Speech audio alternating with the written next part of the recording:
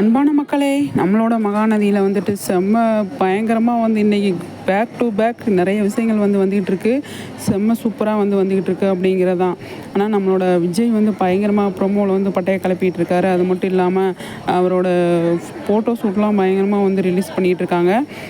அது மட்டும் இல்லாமல் நம்ம காவேரி வீட்டில் பயங்கரமாக ஃபன் பண்ணுறாரு. சூப்பராக ஃபன் பண்ணுறாரு அப்படிங்கிறது தான். எந்த அளவுக்கு அது பயங்கரமாக கலக்கிட்டு இருக்காரு அப்படிங்கிறது எல்லாத்துக்குமே தெரிஞ்சிச்சு. அவ்வளோ சூப்பராக இனிமேல் வர எபிசோட்ஸ்லாம் சூப்பராக இருக்கும் அப்படிங்கிறதுல எந்த ஒரு டவுட்டுமே கிடையாது. அவ்வளோ அழகாக செம்மையாக பண்ணிகிட்ருக்காரு அப்படிங்கிறது தான்.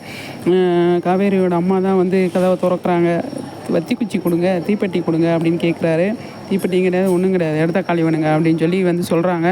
ஆனால் அவர் எல்லாத்தையுமே ஃபன்னாக எடுத்துக்கிறாரு அப்படிங்கிறத. ஜன்னல் வழியாக காவேரிக்கு ரோஸ் தூக்கி போட்டார் பார்த்தீங்களா? சூப்பருங்க. அது நல்லா இருந்தது, பார்க்குறதுக்கு அவ்வளோ நல்லா இருந்தது. ஆனால் நம்மளோட சுவாமி பட்டையை கலப்புறாருங்க.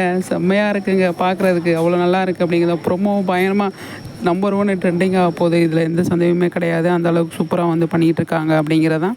நம்மளோட சுவாமி செம்ம ஆஹா அழகு அப்படிங்கிறது தான். அந்த அளவுக்கு பயங்கரமாக கலக்கிட்டு இருக்காரு. இன்னி நாளைக்கான எபிசோடை பார்க்குறதுக்கு ஆர்வமாக நான் வெயிட் பண்ணிகிட்ருக்கேன். நீங்கள் வெயிட் பண்ணிகிட்டு இருந்தால் கமெண்ட்ஸில் சொல்லுங்கள், சரிங்களா? அந்தளவுக்கு சுவாமி இங்கே பாருங்களேன், ஃபோட்டோ ஷூட்லாம் பயங்கரமாக விடுறாருங்க. இங்கே பாருங்கள், பயங்கரமாக பட்டையை கிளப்பிட்டு இருக்காரு. பீச்சிலேருந்து செம்ம. இன்னும் நிறைய விஷயங்கள் வரும் அப்படின்னு சொல்லி நான் எதிர்பார்க்குறேன். கண்டிப்பாக வர்றதுக்கு நிறைய சான்ஸ் இருக்குது அப்படிங்கிறதான். பார்க்கலாம் எந்த அளவுக்கு கொண்டு போகிறாங்க அப்படின்னு சொல்லிட்டு. சுவாமிக்கிட்டேருந்து அப்பாடா, அவர்கிட்ட இந்த வாரத்திலே ஃபுல்லாக இவ்வளோ விஷயங்கள் நம்ம எதிர்பார்க்கவே இல்லை. கண்டிப்பாக எதிர்பார்க்கல.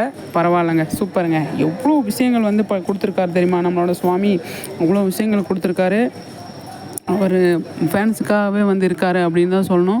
ஃபேன்ஸ் தான் முக்கியம் அப்படிங்கிற அளவுக்கு நிறைய விஷயங்கள் பண்ணுறாங்க அப்படிங்கிறது தான். சூப்பரில் நீங்கள் என்ன நினைக்கிறீங்கன்னு சொல்லிட்டு கமெண்ட்ஸில் சொல்லுங்கள், சரிங்களா?